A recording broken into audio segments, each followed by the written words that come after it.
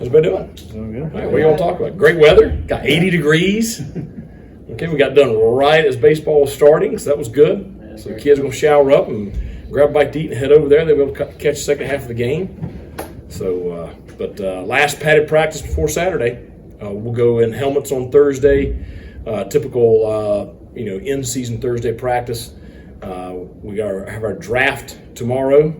So head coach of one of the teams is Rajay Harris, and head coach of the other team is Jeremy Lewis. And they're going to flip a coin to see who is the home team, see who's purple, and see who's gold.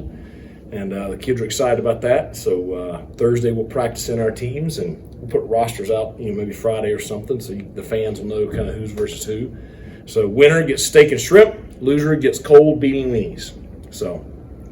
They don't get to serve the losers. It's just a winner's dinner and loser's dinner. Yeah, I don't know. We'll figure it out. I'll let the leadership council figure it out. All right, good deal. How's everything? What would you summarize your two favorite, your positives, and what you want to see improved during summer?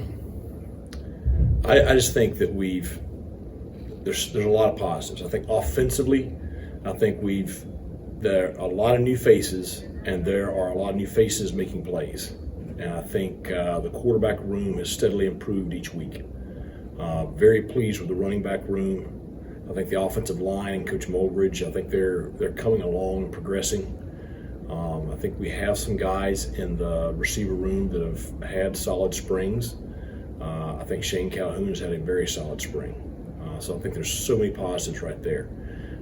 Negatives offensively, just waiting for one of those big ex-receivers to step up and take command of the position. I think Saturday's another opportunity for a couple of those guys. I think that's the one that I'm waiting on right there. I think finding who the starting five are up front. I mean, I think we've played with a lot of different combinations. It was great to have Jacob Saker back the last 2 weeks, and I think he's shown he's much improved from the fall. But just waiting to see what that final five looks like right there up front. I think defensively, probably the biggest positive is I think two things. I think length and speed. I think our defensive front has been solid all spring, but I expect those guys to be. I mean, those are veteran guys that played a lot of snaps. I think negatives. I think it's who are the next couple of guys in the secondary after the first group. Who's going to be a guy that can be ready to play, because you're going to play more than just 11 guys. So I think that's kind of everything there. As a new head coach, a lot of people talk about your players versus the players that were here. You had the COVID time to have extra time with certain players, but how can you explain about your players coming in and how excited you are for this little next era, non-COVID, and how it's changed? Yeah, I mean, I think we're through the kind of through the COVID stuff. We got the last of the COVID seniors of the extra years, in the next year or so, and. But I think it's just, the program has, since that 2020 season, the program has, made major, advancement and leaps. And I think that's a credit to a lot of the guys that were here when I got here that were young, that really helped kind of, mold the program. I think it's a credit to the guys that have come in, the Jeremy Lewises, the Rajay Harrises, like those two I mentioned a while ago, Tay, just Eli, just all those guys, and just, their continued leadership and their, kind of enforcing a standard in the way we do things. And it's just, I'm excited for this fall. Again, a lot of new faces, tough schedule, but the kids are really excited about it. We are too. Reinforcing the standard that you've embraced since you got here. Yeah, I mean, that's the great thing is you have guys that have been in the program that embrace our core values and kind of demand that we uphold those. And I think that's anytime you get in a situation where the kids are they're echoing it and they're leading that way, I think that's always a positive situation. Y'all have officially announced the new offensive hires and a couple of analysts as well. Can you just touch on what led you to bringing those guys on board? Well, I thought we had a very strong candidate pool for the two positions on offense, and I thought everybody that we brought to campus to interview would have been a good fit and would have been a solid hire. I think that when you look at Dyrell, he fits a certain type of coach that I was looking for. He's going to be very, very high energy. He is a great technician with the fundamentals, and I think with some of the youth in our receiver room, the guys we have on the roster now, we have 3 incoming high school kids. Just his expertise with teaching the fundamentals really stood out to me. That and just has that kind of personality that can be dynamic in recruiting, and was passionate about wanting to be here. I just thought he was the right fit for what we needed in that room. As we went through the interview process, I hired Aaron Auer because he was the best candidate for that job, and it wasn't really close. He is a very bright mind, great work ethic. He has tremendous relationships with our players. He's been here with us for a couple of years, but he has a very bright future in this profession. And probably the biggest endorsement for him was from the players. When I made it to the point where I was confident and comfortable with him, went to some of the older players that he had worked with, asked them, their perspectives, and not only the ones that are here, but some of the ones that had left. Just feel very strongly about him, and I think that says a lot about what he's done already. So excited about those guys. Excited about Tyler in our defensive room. He was at Georgia Tech last year in the same role, so brings a lot of experience. Has been a head high school coach, has been a position coach at the collegiate level. So I think he'll be a great help and resource to Blake.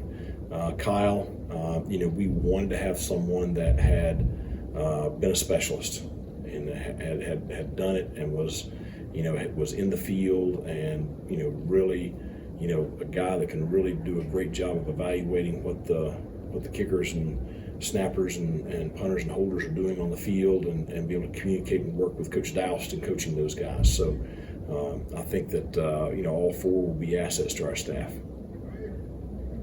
Is Josh Murphy, is he back holding the spring? I know that was something he was doing last year before he got hurt. He has held the spring. He's been out there returning punts this spring. He and Javius Bond have been probably the 2 most steady punt returners. He's done a lot. He has not been fully cleared just yet, so he hadn't had contact, but he's done everything else shy of contact. And, certainly, it crushed all of us when he went down during fall camp, but, he's kind of taken the adage of everything happens for a reason and has worked very hard to come back. And he's an older, more experienced guy now just from, helping out last year on the, student coach side while he was rehabbing his knee. So excited to get him back out there this summer. What are your thoughts on Mason Garcia potentially leading the team this weekend during spring game? And then this might be the last time that everybody sees him before we head up to Ann Arbor. So just thoughts on that and what you expect from here to then. Well, I thought Mason was very strong on Saturday in our scrimmage. They had another good day today.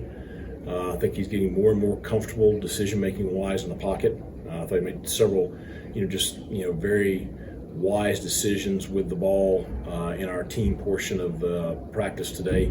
A couple of times pulling the ball down and taking off. A couple of times standing in the pocket and delivering very accurate throws. But I think that every time out he improves just from experience. So. He and Alex will lead the 2 teams on Saturday. And Alex, I'm telling you, Alex has had a very strong spring.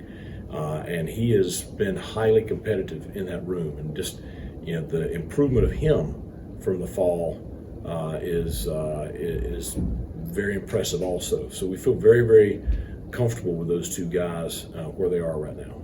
There's no getting prepared for 120,000 away. No.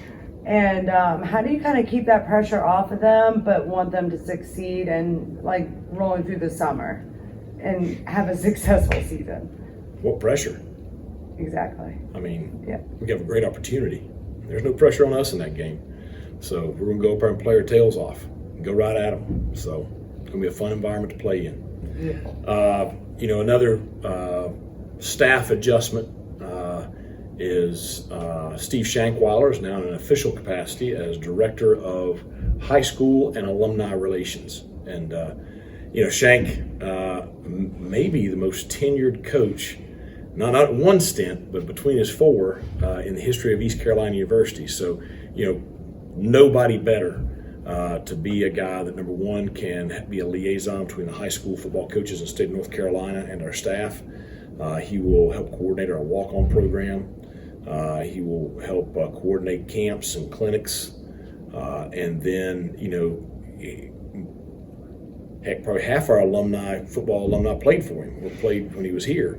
So a great guy to be a point of contact for our football alumni is something that, we've tried a couple times to, really get a lot of guys reconnected. We went through COVID and that kind of disconnected us again. So it's very important to me that, our former letter winners, football alumni, that they feel a connection to our program. And that's, that's the reason we wanted Shank in that role. So great to have him in that official capacity. So, for the football alumni out there, if you need tickets or whatever, call Shank.